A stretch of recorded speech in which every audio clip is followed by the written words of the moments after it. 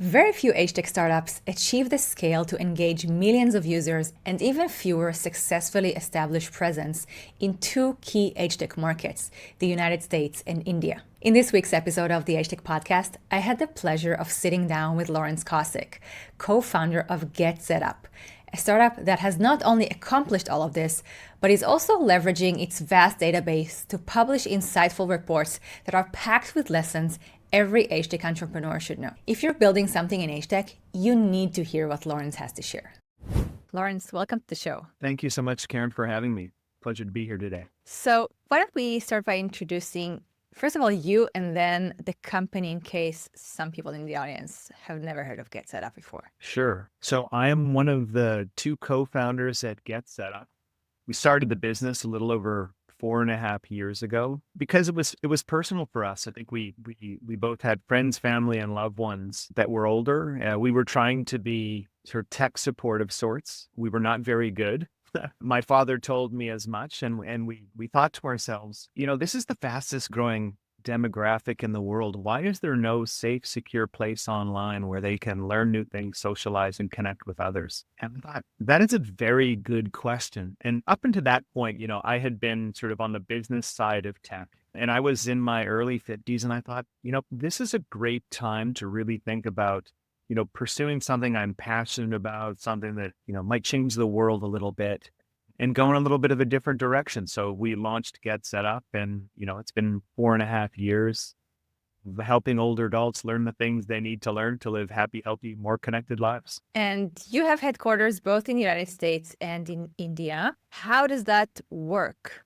Because not many companies try to do that. So, my co-founder is Indian by birth. And so, his parents, when he was trying to provide, help and assistance to his parents, he was spending a lot of time there and listening to sort of what they were grappling with as well. But we realized that the problem that we were trying to solve wasn't uniquely American. It's global in nature. I mean, it takes on a slightly different sort of flavor in different countries, but we immediately saw early on that our traffic was coming from all over the world. And the way that actually happened, Karen, was, early on when we started to teach, older adults, we suggested, well, why don't you invite your friends, family, loved ones, caregivers, join you in some of these classes, some being sort of multi-generational. And what we found, I don't know why we were surprised by this, but we were. Turns out they would invite friends, family, and loved ones in different countries and from different parts of the world. And I guess when you think about it, we're all first, second, third generation sort of immigrants here. We all come from somewhere else. So it stands to reason when we invite friends, family, or loved ones, they may be in other places. Turns out that was true. And so we saw a pretty interesting amount of traffic coming from, Canada, the UK, Asia, especially India, right? So it was a significant amount. So because it was also passionate, for my co-founder to provide services that were really relevant to his family and his culture, we made it work. And I think today it's a vibrant business. It's a slightly different platform than how we think about servicing our older adults here. And we can go into all of that a little bit later. But yes, we do have two significant operations in two different locations. Well, that was actually my next question. So I imagine you had to make not just cultural adaptations, but also platform adaptations. Because from your report that you just published, that we will touch upon in a few minutes, I did notice that most of your users in the United States were using laptops and desktops, and maybe in India, it's like mobile first. That's true. And I think we came to realize that in different countries, the level of technical comfort is different. So for example, in India, older adults are very comfortable using a tool like WhatsApp. So WhatsApp is a very pervasive tool that older adults use there to communicate, share links, get to where they're wanting to go, online. So we realized that perhaps the problem that we were trying to address there was at least the initial problem was a little different in the US. In the US, we want to get people sort of technically comfortable with whatever smart device they have. iPhone, tablet, laptop, etc. So they can get comfortable, get into the Zoom class and learn whatever it is they want to learn. But there's usually a technical use case first. Not always, but mostly. In India, that simply wasn't the case. They were very comfortable with technology and they wanted to get into the classes because they wanted to sing and dance and do sort of fun and entertaining things. The use case being sort of more community, more fun, probably because some were a little lonely. And so the technology barrier initially did not really appear there like it did here. So the starting point was different and we got to different places, but we realized that, different cultures have different levels of comfort with technology. And so it means that we need to sort of adjust where we start when we're teaching. So I want to dive a little bit deeper into the digital literacy part. I know that at the beginning you launched in the middle of COVID. That was sort of the timeline. Digital Probably literacy just, education. Yeah, just like 3 months before COVID, like right before. Yeah. Yeah. So the timing was perfect for you. And also you started providing a lot of digital literacy education early on, which to me always felt like sort of a chicken and egg thing. How do you provide digital literacy education online? So how do people even find you if they lack fundamental digital skills? It's a good question, right? It's not an easy question to answer, but we thought it doesn't mean we shouldn't try, right? Because the digital literacy piece is basically the front door. You have to help people open the front door so they can get into the community, get into the class, learn the things they want to learn. But you're absolutely right. They have connectivity. Do they have a device they know how to use? Are they comfortable getting into, an environment like Zoom? In many cases, the answer was maybe yes, maybe no, but maybe with some help, right? And if you think about it, COVID was a bit of an interesting, almost forcing function, if you will, because, suddenly, we were all stuck at home and nobody more impacted perhaps than older adults. And they had to learn to use almost and access almost every service virtually. So if they were used to going to the bank to do some banking, now they had to learn how to use a banking app. And if they were going to the pharmacy to pick up their medication, now they had to learn how to, use apps to order medication or order food, have it delivered, had to learn how to exercise at home, cook at home, do all the things they needed to do, where oftentimes they would leave the house to go accomplish those things, as many of us do. Now they were at home, had to learn to do those things. And so we thought that was an incredible sort of problem and opportunity where if we could, work with government organizations and local community centers and folks to spread the word that we would help teach people to get into classes, use their devices, update their operating systems and browsers if they needed to do it before they could use teach them, once they were in a Zoom class, how to use the tools and ask questions. And we just found that started to really work, and it worked faster because I think COVID was in fact a forcing function. It absolutely was. And we see in 2025 from the most recent reports that older adults today they don't just own devices, but they actually use at least their primary device on a daily basis, which I'm not sure we could have said in 2020, even though people did own devices back then. So once people get their foot in the door and they ramp up their digital literacy skills and they feel confident in the digital world and within your platform, what would you say are the next things that they want you to provide for them, and how do you provide that type of education? Because different types of experiences or classes take different shapes or forms in the online world. So that's a really good question, and it's a big one because initially we started creating classes and programming around the things we thought they wanted and needed. Right, we took our best guess, and at the beginning of COVID, a lot of that, as you just mentioned, was just getting comfortable with tech. Right, learning how to use your device, apps, getting into a Zoom class and whatnot. But people can only take so many tech classes, right? Before they're like, what else do you have, right? So if you're thinking about sort of retention and engagement, what comes next? So, we finally got smart enough to start asking the users, what do you want or need to learn?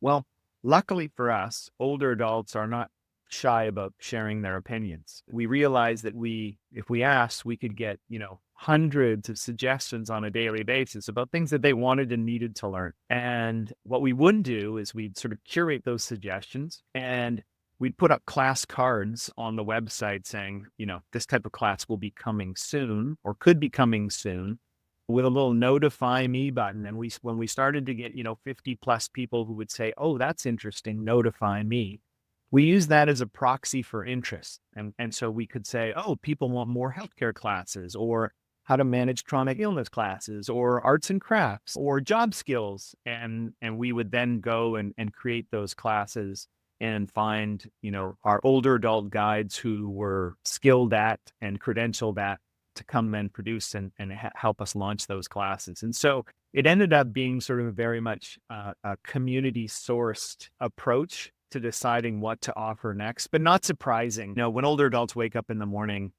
they care about their health, they care about their financial security. There's some very obvious things that we know that they care about. And we now have seen sort of some significant patterns around the major categories of programming that they want, they need, they request. That is I believe, the right approach to product development in any product, but certainly in a product like yours, where you already have such a large online community and that you can ask questions and get honest feedback. What were some of the surprises, some of the surprising things that you learned along the way, some of the things that were sort of counterintuitive, but the community taught you? So Karen, we jokingly, not jokingly, like to say that we get almost everything wrong the first try, right? And so we do a lot of experimenting. We fail quickly. We realize, that wasn't quite the right approach. Let's change the design. Let's change the font. Let's change the user interface. What do we need to do differently? And again, thankfully, our platform is almost a laboratory of sorts, because we're pretty good at putting out programming. We can see if it's good. We can see if it fails. We can get customer feed or learner feedback, and then we can adjust accordingly. And I think that's been good for us to take that sort of learning approach, because ultimately the learners will tell us what they want and need, and we shouldn't really make the assumptions that we know. So we don't anymore. But the big surprises were, I think that the COVID times, we realized that people would come for the learning, they'd stay for the socialization. Now, I guess when you think about it, folks were stuck at home, maybe in many cases alone, as many older adults are. And we realized that there was a loneliness component that we hadn't set out to specifically try and solve, but we saw that it was a byproduct of creating sort of interactive classes where learners could learn from other older adults just like them, but they would connect and they would become friends, and then they would come back and take classes together. And so we realized that, we were addressing a loneliness issue as much as a learning use case. And I guess that surprised us. I don't know why it did, but we'd see people come and stay in classes or stay on the platform for 2-3 hours at a time. And when we asked them why, they'd say, well, that's I'm stuck at home, and that's where my friends are. So I think that surprised us. I think the second thing that surprised us, which we mentioned earlier, was the sort of global nature, the global interest, the fact that, this was a problem and an opportunity, not just in the US, but in other countries around the world, where older adults are thinking through sort of, what is the next phase of my life? How can I live happier, healthier, sort of, more independently at home? What do I need to do to learn to do that? And so I think we thought that this was going to be sort of a more sort of contained community, sort of US specific offering. And in many ways, that's what we focused on, because we're a small startup. But the global nature, the opportunity for, a service like ours to sort of expand into other countries, other languages, other demographics was an interesting learning for us. Was the future of work or workforce participation bit something that surprised you, or something that you had sort of expected to happen? The fact that people were eager to learn new work-related skills well past retirement age? I think it did not. That was one thing that didn't surprise us. I think that we could see early on that older adults first wanted to get some level of digital literacy. And when we asked them why, in many cases, yes, it might have been to be sort of more self-sufficient and comfortable at home and access the products and services and apps that they want to access. But we started to hear, more threads around, well, I'm only, 62 or I'm 65. I may live for another 30 years. I'm not really sure that I have sort of the nest egg or retirement savings I need to get from here to there.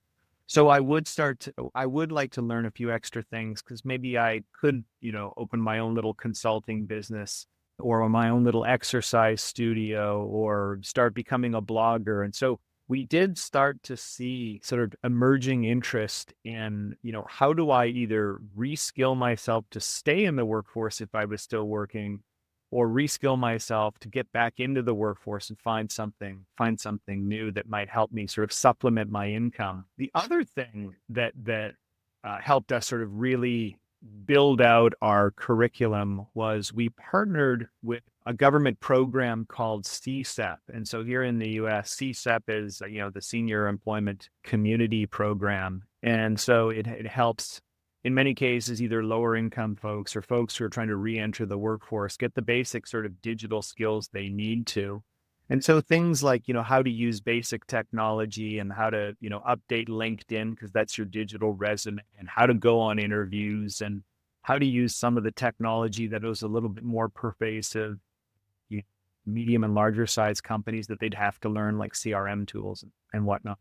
We started to see more of that because the government was asking us to provide programming for CSEP. And so that also helped us really build out a curriculum that we knew was important and that was heavily utilized by our older adults. And did you find that you had to provide different programming for people who were employees versus people who wanted to venture out on their own? Yes.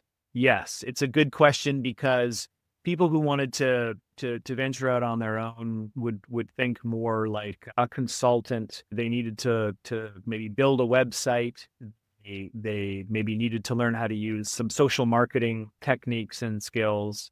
They were in many cases learning, things that independent consultants or folks starting their own small business might want to learn, versus somebody who was trying to stay in a job might be wanting to sort of better learn that company's tools, which could be like, Salesforce. The company already uses it, but they didn't feel like they were fluent in it, or Slack or things like that, or the Microsoft suite, things like that they knew that if they did learn or they were more fluent in it, it would make their ability to stay in their current job, that much more attainable. And do you sometimes get requests from employers to help them reskill or upskill their older workers? We do from time to time. Most of the requests seem to come from the learners. And then what really actually happens, Karen, is that, some of these technology companies discover that we're teaching their products and services to older adults, and they'll contact us. So we just discovered that you're teaching this product or that product. Can we help you? Right? Because obviously they're experts because it's their product. But in many cases, unbeknownst to them, we've started to teach, their product to older adults at some level of scale. And sometimes they act surprised. They're like, we didn't really think about that as an audience, right? I'm like, well, you should, because it's the fastest growing portion of our demographic. And these people really want to learn your product or your service or your app. And they can if you just, provide a little education, which is exactly what we did. That's wonderful. And do you find that if we take, for example, softwares like Canva, which I bet if I look online for tutorials, I can find 1,000 tutorials on how to use Canva. What would you say makes your learning experience uniquely tailored to the needs of older learners? Well, it goes back to a decision that we made early on, which is what kind of teachers, we call them guides, but what kind of guides should be leading classes when we're teaching other older adults? We argued about this early on because we thought, well, when we're hiring teachers, let's just get whoever's, credentialed, seems like that they would be, good at delivering and teaching this particular subject, say Canva. But what we decided to do, and this was an important one, important decision, and an important differentiation for us was, let's reskill and upskill older adults and have them teach other older adults. Because when you do that, you get a similar sort of patience, empathy, vocabulary that makes it comfortable, right? That reduces sort of the fear and hesitation that many of us have around learning new things as we get older. That ended up being a really important part of how we delivered the programming. Because when an older adult sees somebody else with maybe a little bit of gray hair, they say, well, if Karen and Lawrence can learn this, maybe I can too, right? And so it helps sort of disarm some of the fear and hesitation that we get as we grow older when learning new things, especially technicals. The peer-to-peer approach ended up being really quite important for us and a point of differentiation for sure. That absolutely makes a lot of sense to sort of alleviate any concerns that people might have that maybe this training with this particular guide isn't for me. Definitely learning from your peers is, I guess for everyone, is a better experience. It feels like learning from a friend versus someone who's, an expert in something. Well, you're right, because that and it comes back to the point that we discussed earlier, which is when you learn from somebody like you, there's a little more comfort, or the potential for it to be a little more comfortable and relatable. Turns out that was the case not only with the teacher, but the other folks in the class. And this is how they started to become friends and develop connections with folks in the classes. That's why they would come back together and spend more time together. And that's how we accidentally discovered that we were helping with the loneliness and social isolation piece. When you have like-minded people coming together and relating and connecting, oftentimes they become friends, right? And so you have a better learning experience, but it also becomes sort of a better social experience as well. Absolutely. So I want to talk a little bit about your latest report, Working After 50, which is really provides lots of fantastic insights in an easily digestible form, which everyone can appreciate. So I wonder, first of all, what were the reasons that drove you to focus on this particular topic for this report? Because I know you put out a lot of educational materials. And also, if there were any findings that surprised you from your own data that you used to produce this report. So we feel a responsibility, if we're truly going to provide resources and opportunities for older adults to learn the things they need to learn to live happy, healthy, and more sort of independent lives, then perhaps any of the data that we see, if we can share it, then perhaps other companies can learn from it as well. And the hope is that they can build products and programs and mobile apps and whatnot that are also a little more older adult friendly, right? And so we think that if we share that, that'll be interesting and hopefully helpful to other companies that are building products and services for older adults, right? Whether that be, websites, mobile apps, training material, what kind of devices are they using? Where are they located?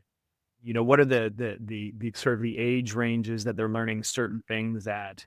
What are they doing when they learn this information? Are they learning because they're just interested in it from a hobby perspective, or are they starting their own business, or are they trying to stay in the workforce? And so sharing as much of that as we can just seems like it's just being a good sort of community citizen. The things that surprise us, and many things surprise us, because we're never really sure what are going to be the most popular classes. Like, the amount of people that take certain classes sometimes surprise us, with one being on the low side and a surprising one being sort of on the incredibly high side. We do see a lot of interest, people wanting to learn, yes, their devices initially, but we just see that as sort of almost being a gateway to then accessing the content they want next. And then we watch, okay, is that health and wellness? Or is that job skills because they want to sort of stay in the workforce? And then we sort of nurture that and say, tell us what it is you're trying to learn. What is your goal? Where are you trying to get to? And we can sort of recommend the programming that helps get you there. Now, one of the surprises for us is the disproportionate amount of female learners that we have on the platform. And we always think about, well, why is that? Right. And so, in the many surveys that we've done, women identify more so as lifelong learners. They just do. Men, not as much.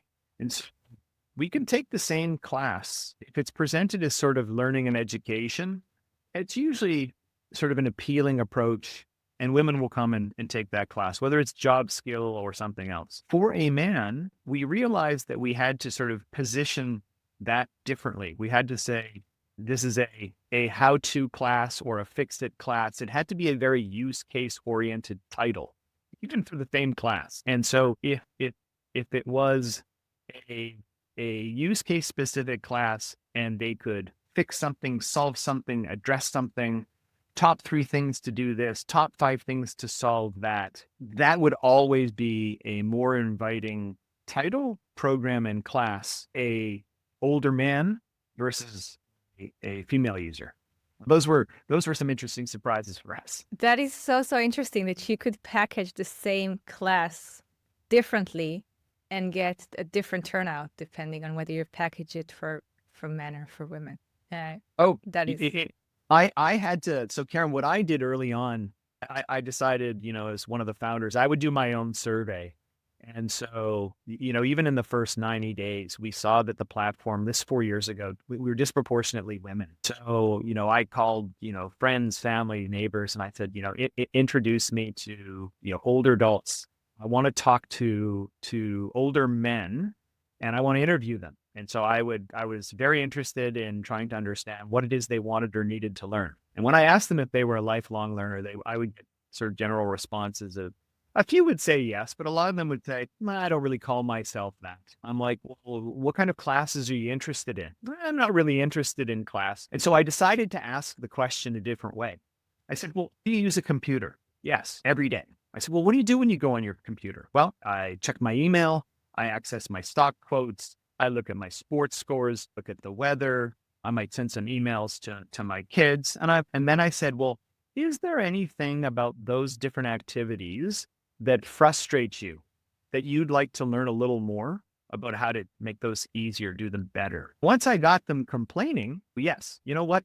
That app is really hard to use. This 2-factor authentication is really tricky. I keep getting all of these pop-ups. I'm like, so if you had a place to go where you could learn how to sort of navigate those things and do those things a little easier, solve those problems, would that be interesting? Oh, yes, absolutely. So as soon as it came in the form of a problem statement and sort of a tips and tricks and kind of how to fix something, that immediately sort of resonated with the male audience.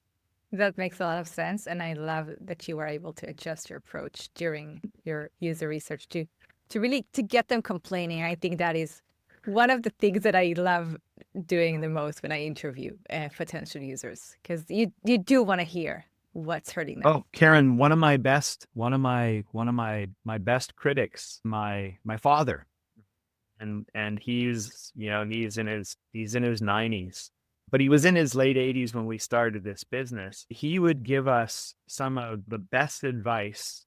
Sometimes it was blunt and I mean borderline strong, but he would help us with logic that really determined sort of the user interface and some of the products that we designed. Like, so for example, we built the website, my co-founder, he was 35 at the time, he's 40 now. The way a technical 35-year-old would design a website would be very different than how you'd normally design a website for folks over 65.